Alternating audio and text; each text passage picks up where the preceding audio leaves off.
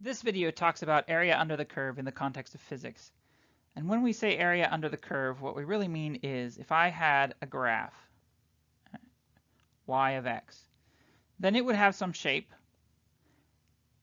And I might wonder, what is the area below that shape, or between that shape really and the x-axis? Well, that's this area. And we want to know how to calculate it. And so we're going to talk about the area under the curve as it relates to the three graph types that show up in kinematics and that I wanted you to know for this course. So let's look at the simplest case, the constant case, where our value is not changing with x. When we talk about area under the curve, we're going to talk about the area between 2 points. And so if I look at these 2 points, this first point has some x value, and this second point has some x value. And it is a distance c away from the x-axis. And so I can draw sort of a rectangle that makes between this green line and my x-axis. And then this shaded region then is the area under the curve.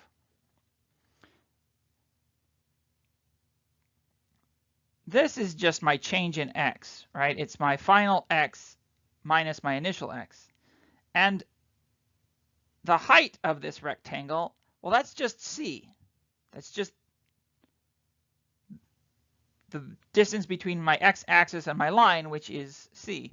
And so my area is equal to c times the change in x. That should look awfully familiar to you. That's the area of a rectangle. Sometimes it's written base times height. Sometimes it's written length times width. It can be written in lots of different forms. Looking at the linear graph, we can talk about the area under the curve. If we pick 2 points, say this one and this one, you can see the region between that curve and the x-axis is this shaded region. Well, that's a triangle. And the area of a triangle is 1/2 the base times the height. So if we look at this, our change in x, this is our delta x again, that's our base. What's our height? Well, our height isn't delta y so much because there's not a constant delta y, but it is whatever the largest y value is between our 2 points. So the largest y value. And then to get our area, well, that is just delta x times that largest y value times 1/2, right? It's 1/2 base times height. So this is y max. 1/2 base times height. So we can get this from this area under the curve by just knowing the value of our function. An interesting thing happens, though, because we said we don't, when we talk about area under the curve, we're not just talking about beneath the curve. What happens if I picked 2 different points? What happens if I pick this point and this point? Well, now, again, we don't want beneath the curve. We want between the curve and the x-axis. So now I have this region. Still, this is my delta x. But now my y max ends up being a negative number. And so my area ends up being a negative area. And if I had to add these 2 areas together to get the area between this point and this other point here, well, now I would have a positive area and a negative area, in which I would have to do the sum of the 2, right? So When we say, this is why I put quotes around under, because when we say under the curve, we really mean between the curve and the x-axis. If we went back to the constant graph and instead of being a straight line positive, it was instead a straight line negative, again, we might have 2 points, and those 2 points would give us a negative area.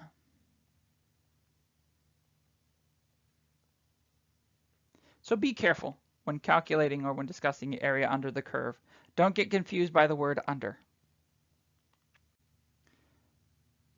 For the quadratic graph, area under the curve is much more challenging. Sure, we could pick 2 points.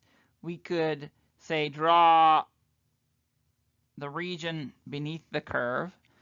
We might be tempted to try out this region, where we draw this and just get this region in the box.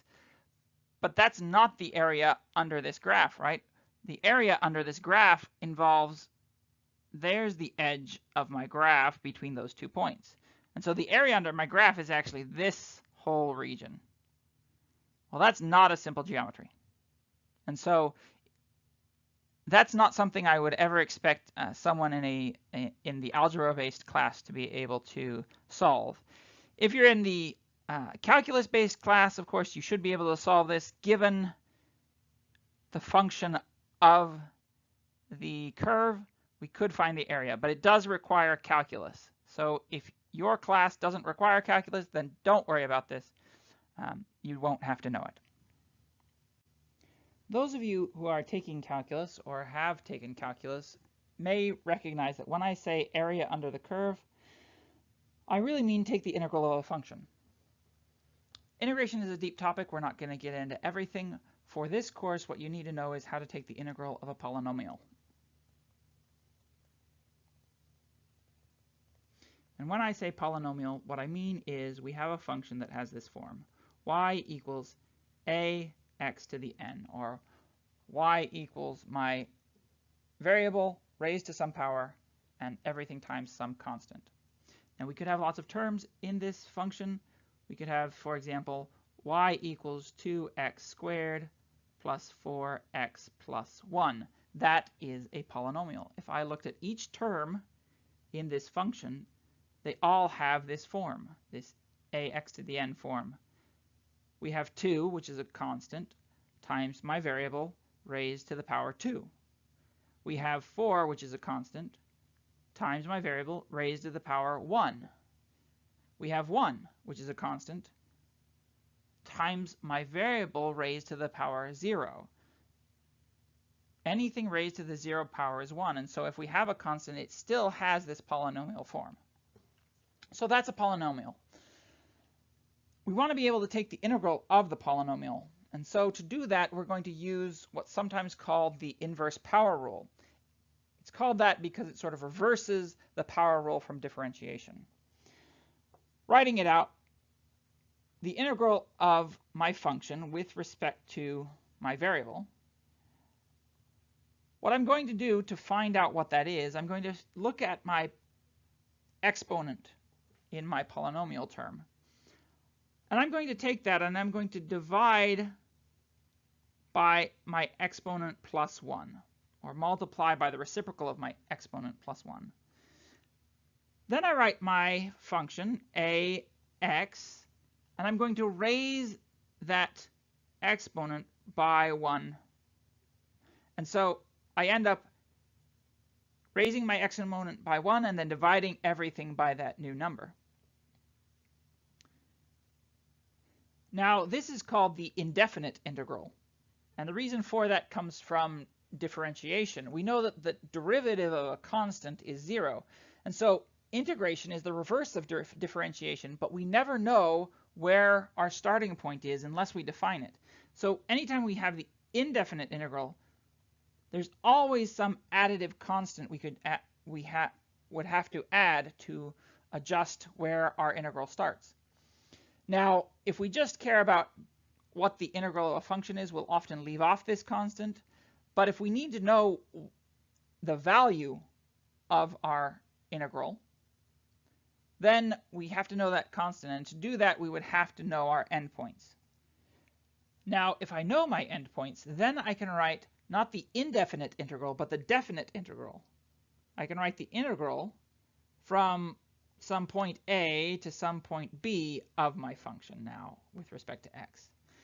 And to find out what that value is, I would do the same thing I did when I was calculating the indefinite integral. But instead, once I've got that value, so I take my integral, and once I've got that function, whatever it is, I would take and I would stick my value b in everywhere I have my variable. And that would give me a number. And then I would do the same thing for my a value. So I would take that function, stick a in everywhere where I have my variable, and that would give me a number. And then I would take my b value and my a value, and I would subtract them. I would find the integral there, and I would, with b, I would find the integral when I plugged in a, and then I would subtract those two values. And that would give me my definite integral. Let's go through a simple example. Let's suppose we have a function of our velocity, and the function of that velocity with respect to time is 3t squared plus 2t plus 5, where 3, 2, and 5 have the appropriate units. What then is the integral of our velocity with respect to time? Well, we would write this down. The integral of our velocity with respect to time. And we need to look at each term in this polynomial and use our inverse power rule. So I'm going to start with this first term. What we wanted to do, we said we want to look at the exponent, and we're going to raise the exponent by a power 1, and then we're going to divide by that new number. So I have 3t, I want to raise it by 1, so that becomes 2 plus 1, and then I want to divide by that new number, or divide by 2 plus 1, which is 3. That's my first term. Then I'm going to add on, and I just have to keep doing this. The next term, so this is the 2t. I have 2t, I want to raise my t, this was t to the power 1. So I'm going to get 1 plus 1, which is 2, and I need to divide by that new number, which is 2. That's my second term. And then my third term, do it again. I have 5, and remember this is 5t to the 0. So I'm going to have 5t to the 0 plus 1 divided by that new number, which is just 1. And of course, I always have this constant at the end, but we're sort of going to ignore it for the most part. And anytime you're just asked for the integral, we're just going to pay attention to the first part and ignore that constant. So writing out now my integral, I get that the integral of my velocity function is 3 divided by 3. Those cancel, and I get t cubed plus 2 divided by 2 cancels, and I get t squared plus 5 divided by 1 is 5, and so I get 5t plus some constant. So that's the indefinite integral of my velocity function. First thing you can notice, this velocity function was not a constant acceleration function. Right? So our velocity was not linear. But now we have this integral. And what is that integral? Well, this would be my velocity times time. Velocity times time, that's going to end up being my position. And so the integral of my velocity is my position, just like the derivative of my position is my velocity. So now let's suppose we wanted to know what the definite integral of our velocity was. Suppose we wanted to know the integral of our velocity with respect to time between 1 second and 3 seconds. We said if we wanted to do that, what we do is we find out our indefinite integral, which we've already done, And then we take our value and we plug it into our function. We're always going to start with the final position, right? The final point. So we're going to take 3 and we're going to plug it into this function. And we end up with, right, 3 cubed plus 3 squared plus 5 times 3.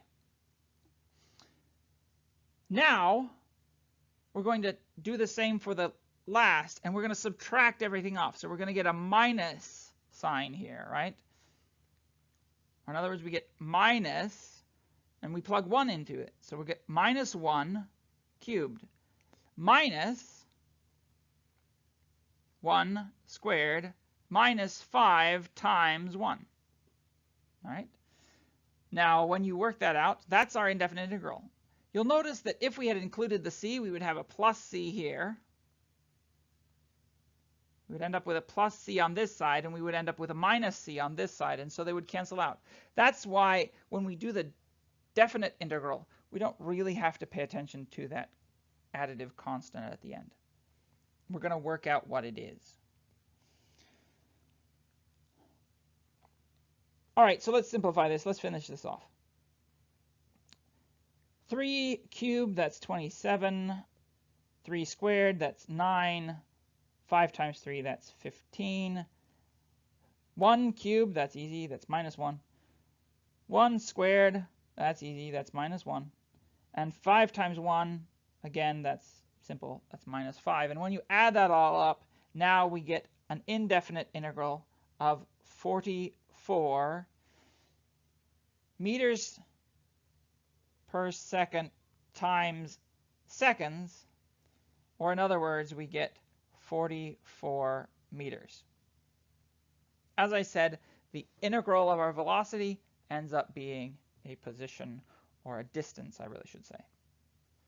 So hopefully that gives you a good example of how you can deal with integrals. And when you're asked to take the integral of a function, I think there's an example of this in your homework.